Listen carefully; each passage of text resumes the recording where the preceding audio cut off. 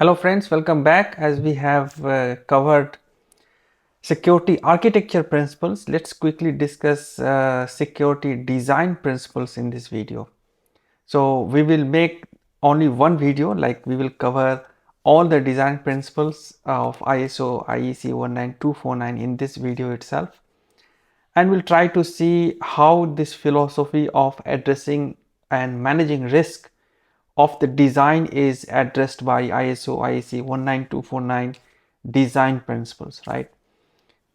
As I have already explained the distinction between the architectural principles and design principles, as in architectural principle, we are concerned with finding a balance between the functionality and security of the system, whereas in design principles, we are concerned with addressing the design risk. Design principles are meant to help identify and mitigate risks which are design specific, right? Now, when we cover design principles, we are basically covering 5 design principles as outlined in ISO IEC 19249.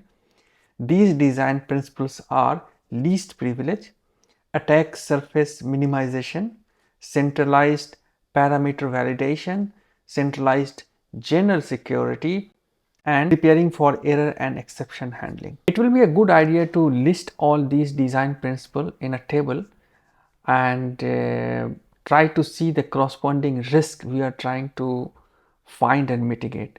So let's just start with the very first principle, which is least privilege. We all know the principle of least privilege says that the privilege associated with any subject should be bare minimum, and it should be sufficient enough to carry out the task which it is supposed to execute, right? The other thing we should be mindful of when we talk the term privilege, we should know that privilege includes two things. The first thing it includes is permission, and second thing it includes is rights.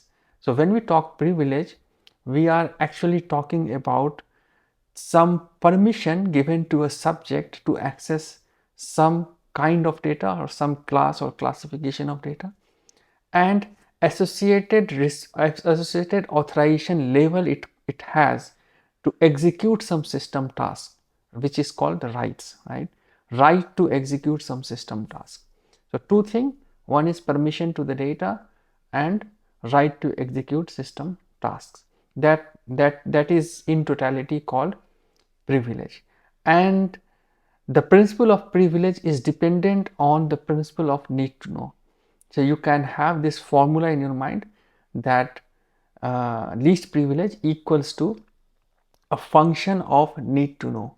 So first we defined need to know criteria, then on top of need to know we provide the least privilege function associated with a subject. Now this principle is the first line of defense. As you know, most of the applications are going to be cloud centric in future, and we are heavily dependent on cloud infrastructure. So we kind of have a situation where all the companies are very much vulnerable to the user IDs and related permission privilege rights. So focusing on least privilege is the most important thing a company should focus in today's age, and yes, it is considered as the first line of defense. No matter how secure your facility is, how big your infrastructure is, how sophisticated firewall you put, but if a user ID is compromised, everything is compromised. So this is why it is called the first line of defense. Now the second design principle, which is minimization of the attack surface area, right? This is also called attack surface minimization. So what is attack surface? If you look into this word attack surface, you will get an idea that when we talk of IT infrastructure or cyber security infrastructure, we are basically talking about the interfaces and the services a particular infrastructure is exposing to the rest of the world. So a system's attack surface is the exposed interfaces and exposed services to the rest of the world or to the external world, right? So when we talk minimizing attack surface area, we have to think on different layers. At system level, we should be thinking of closing all unwanted services on the system. Let's say you have a web server and that web server is hosting a website. So the only service which should be active on that web server is TCP port 80 or 443. There is no reason you should be having a file transfer protocol or TFTP or SSH service available on that server. And if that server requires that kind of service, you may have a different interface, right? So minimizing attack surface area at system level is closing the unwanted services on that server or appliance. Second is that once you harden your system, then you can think of who can access those services.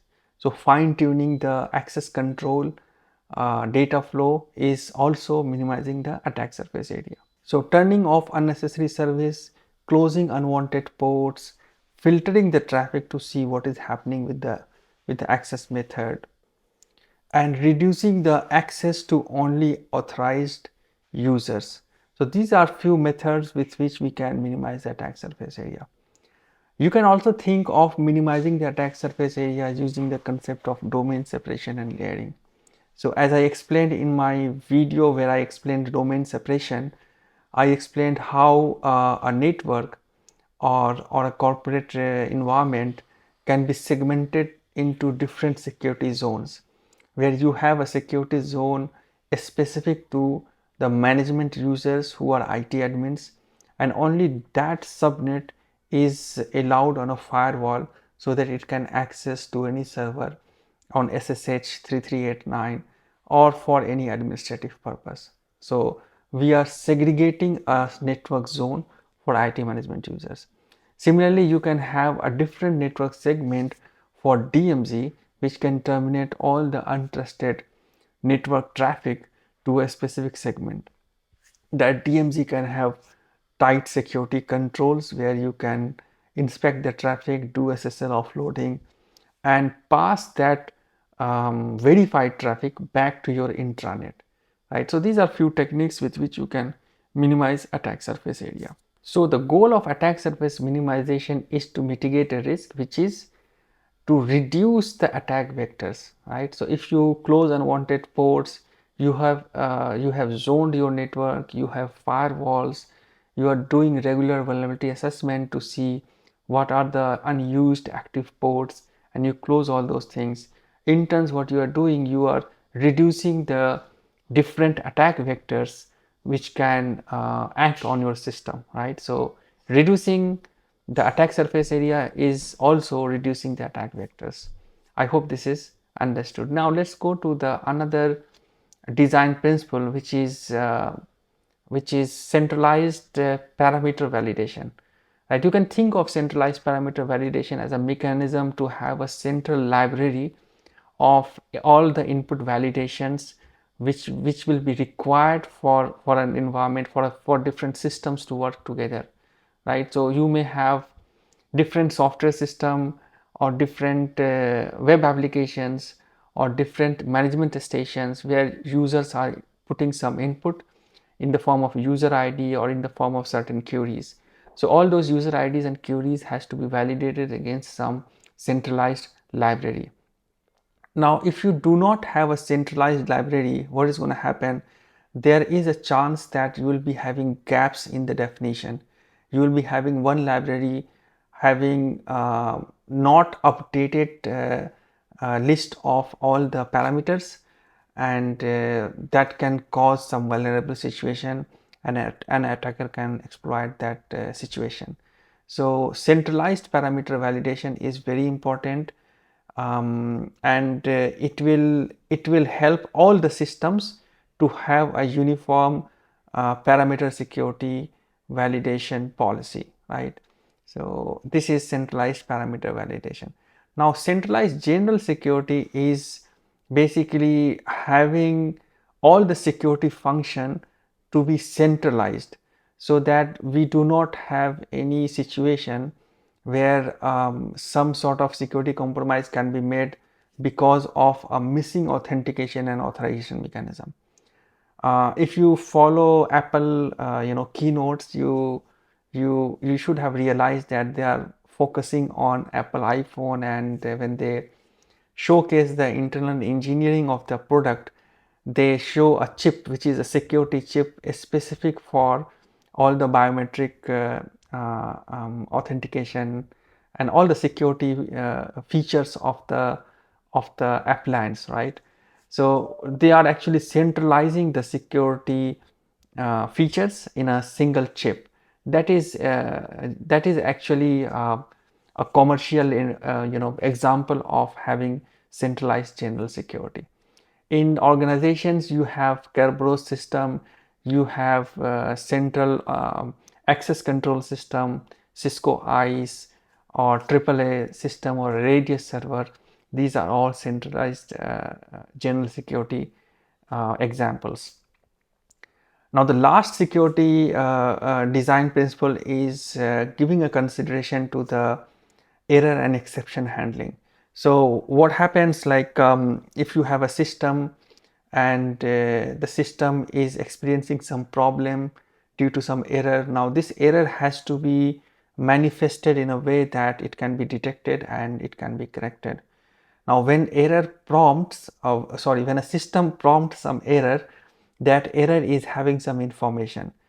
So the goal of this principle is to have only that information which is necessary to debug the system, and the information presented should be layered. I mean, if a system is experiencing some problem and it crashes, then the crash log should not have any sensitive data which can compromise the confidentiality of the system, or which can compromise the privacy of the data which is there on the system. So this is the last consideration, last design principle we think of in ISO IEC 19249, which is exception and error handling requirements. That's all for ISO IEC 19249 design principles. And if you read the books, CBK guide, you will notice all these design principles are in a way or other, they are addressing some inherent risk which can arise due to the system designing or in the process of system designing. I hope you like this video. If you like my video, put a thumbs up, and I will see you in my next video discussing another topic in Domain 3 security architecture and engineering. And best of luck for your CISSP exams.